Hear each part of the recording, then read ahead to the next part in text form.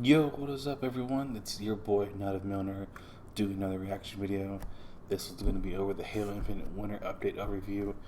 Can't wait to dive in. I'm super stoked. If you guys are a huge Halo fan, you guys have probably maxed out your both battle passes. I've done so. The battle pass is nice. It's kind of a different view on actually getting armor and stuff. I've already done a video on that, so I don't want to get into that discussion, but with that being said, though, just to show off, here is me fully maxed out. I can't wait till Season 3. Of course, we have a post-season to Season 3, but I can't wait to dive into that, get that going, especially Forge. As you guys know, I've done all the Forge videos, and it's just, I can't wait. I'm super stoked. But with further ado, let's go ahead and get this started. Let's get this going, and let's see my reactions. All right, let's hit it.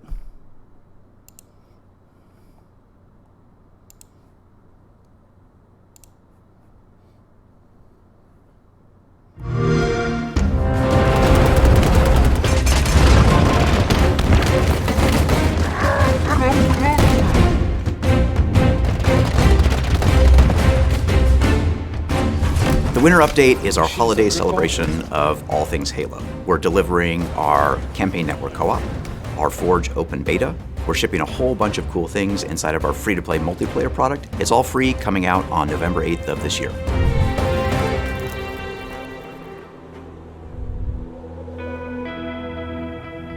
So for the Winter Update, we're releasing 2 new maps, a new mode, a 30-tier battle pass, 2 events, and match XP, and all of that is free. We have 2 official Forge-created maps coming in the Winter Update. There are 2 multiplayer arena maps. One's called ARGYLE and one's called DETACHMENT. DETACHMENT has the first teleporter that's in an official Halo Infinite multiplayer map.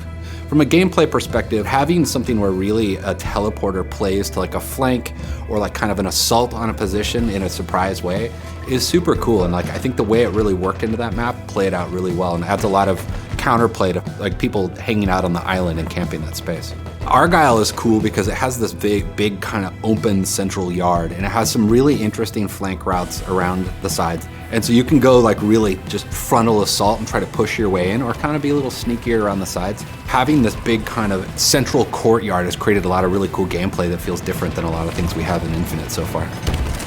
The new mode in the Winter Update, Covert 1 Flag, is our first asymmetrical mode. One team is the attacker and one team's the defender. The attackers have unlimited active camo at their disposal, and then the defenders have the threat sensors. And so they're kind of, spotting, and it plays like a cat and mouse game, which is really fun. One of the biggest pieces of feedback that we've gotten since we launched is that people really want a system that gives them points, XP points, for just playing the game. The new Match XP system actually rewards players for playing. As you're playing matches, you get XP. If you win, you get a little bit of bonus XP. If you perform well, you get a little bit of bonus XP. And we're trying to tune that system so that it actually gets you moving through the battle pass a lot quicker than we have in the past. The Winter Update has a 30-tier free battle pass that is full of really fun stuff. That battle pass is full of reach stuff and some player favorites like the CQC and CQB, armor attachments with knives. It's really, really cool. And again, it's free.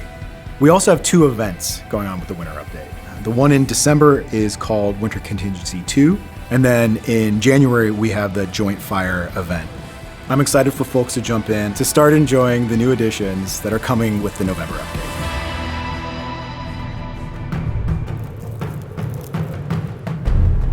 Campaign co-op has always been a big part of the Halo experience. Being able to play with your friends, do all sorts of cool and fun things together that you can't do in single player. And with Halo Infinite, we've made this much more expansive, wide open world. And with the release of Network Co-op, I'm just looking forward to people jumping in with their friends, exploring the world, having fun with our sandbox, just mixing it up and getting into that crazy, over-the-top Halo action in the campaign.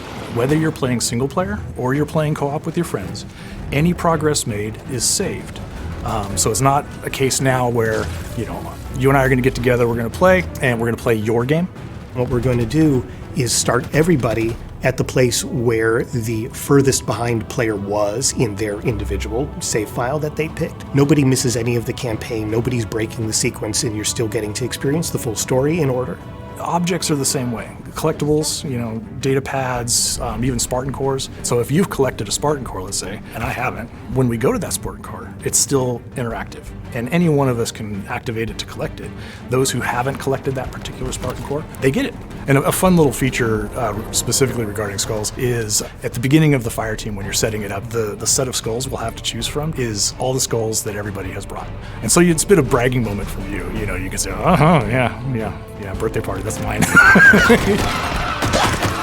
With moving to a semi-open world Halo game, we wanted to make it so that you have this ability to go explore, find things, go take on an outpost or a base or something like that, however you guys want to do it. It's like, hey, you go take that tower, we're going to go take this tower, and you can split up and do your stuff. But there is a limit because it is a co-op game, so it's not the idea that we're being put into a world and you all just go do your own game. The idea is to play together. That's the focus. If you're in one of our interior maps, these are more of the linear, traditional Halo style levels. As you progress through the level, if someone in the fire team is too far behind, then they'll be brought up with the rest of the team.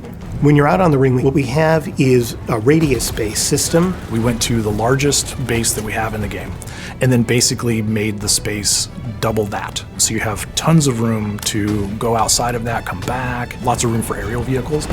Unlike previous Halos, you don't lose your weapons when you die in this one. You respawn with the same stuff you had when you die. So there's really not a mechanical penalty other than the respawn time, and your teammates have to be safe to spawn on. We're really diminishing sort of the domineering nature of the fire team leader, because it is no longer the idea that we're playing the fire team leader's game. Everybody's playing their own games. Anybody can skip a narrative sequence. Anybody can pick up objects in the world. Anybody can trigger a mission replay, fast travel to a new location, trigger those kinds of things. A fun one is when you open up the TAC map and you place a marker, anybody can turn that back off. Griefing is a very important aspect of co-op. You can kill each other, which can be fun as well. Load everybody up into a Razorback and then just drive off a cliff and giggle the whole time. And then, of course, we've also got a bunch of new achievements, both for co-op and mission replay, that emphasize either playing together with friends, or in the case of the replay achievements, going back and revisiting parts of missions that you couldn't have visited before we had the mission replay feature. One of the achievements is basically you got to take out a certain number of enemies with a gravity hammer, hanging outside of a vehicle while you're doing it, which is pretty fun. The team here at 343, we've been working really hard on campaign co-op. We're excited to get it into your hands and see what you guys can come up with, see what kind of fun you get into. We call it Chaosum because it's just awesome. The amount of chaos and just crazy stuff that you can do, and doing it together, it's just really, really fun.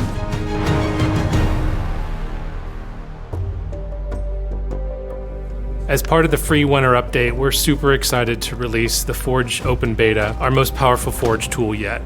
Well, ever since Halo 3, Forge has been the way that we unlock all the creativity of our players. Allows them to jump in, make their own maps and modes, whole new experiences. When Forge launched, it was a cool tool for the community to start playing with maps and having influence on maps where spawners were, moving some objects around. It wasn't quite a fully robust tool set for building levels yet. And that's where it's kind of evolved to, and then beyond. Now it's like its own little game editor. With the release of the beta, we're inviting everyone to participate in Forge. And the good news is all the work that you do on your maps and modes and anything else inside of Forge, that's going to be saved and continue on.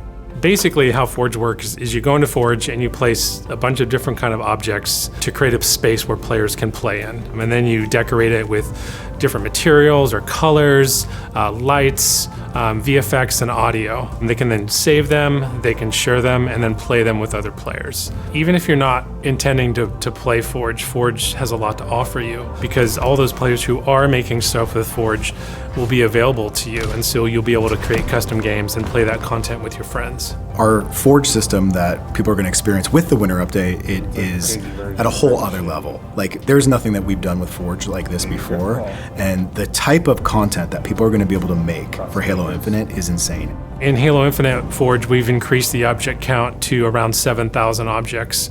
In Halo 5, for comparison, it was 1,600 objects.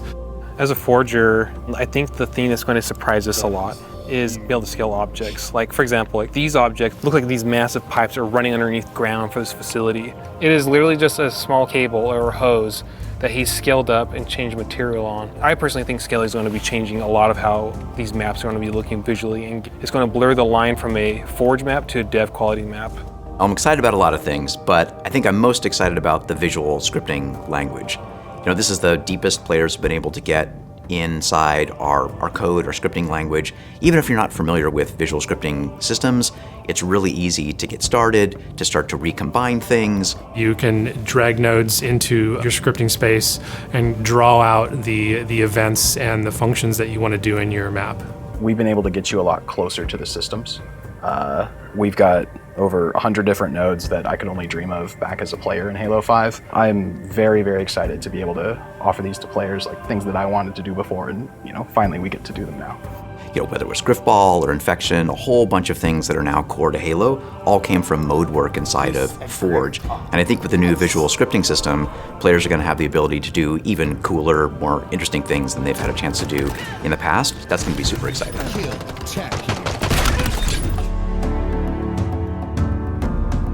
At Forge launch, we'll be supporting 6 canvases, and moving forward, we'll be adding to canvases as we can.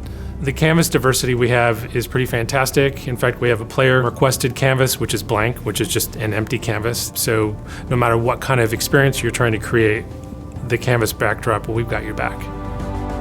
We're super excited to bring NavMesh into Forge. NavMesh is basically data that Spartan bots rely on to navigate a map.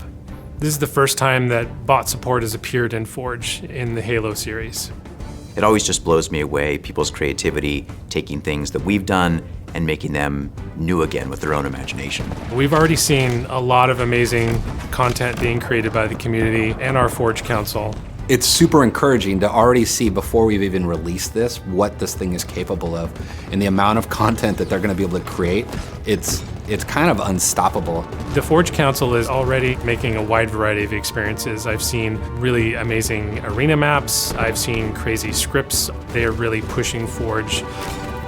Once Forge releases, we're really going to be watching what comes out, because we want to find the cool, the best of, right?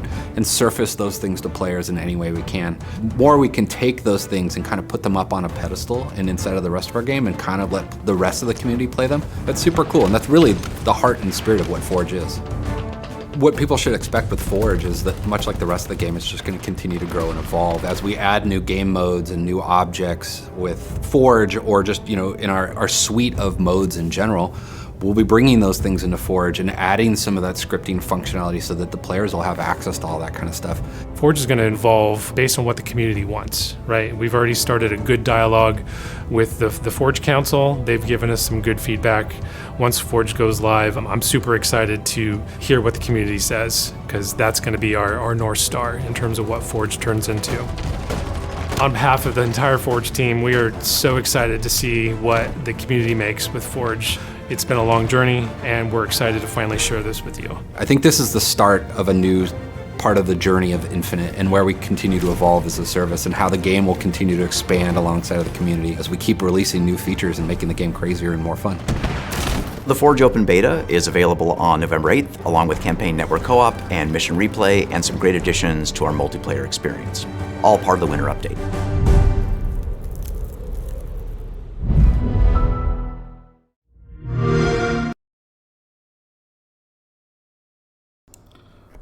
I don't know about you guys, but I am fucking stoked.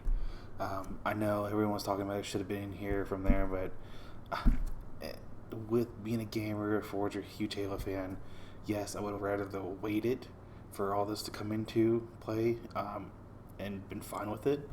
But seeing what is going on now to what we had, this is absolutely phenomenal. Cannot wait till November 8th. I'm really hoping up. The hype is really what it's going to be. I mean, this is just... I just can't wait to get my hands on it, man. Just want it so bad. Especially when he said grip ball. Oh, God, it gave me chills. Because, as you guys know, I created and my buddy helped me out, Sierra, with Scorched Guardians. And I just can't wait to get, my maps back in matchmaking and show off some great content. So if you guys enjoyed this video, give me a like, subscribe if you haven't done so, and like I said before, comments down below. I'd love your feedback. Thank you guys. You guys have a wonderful night, and peace.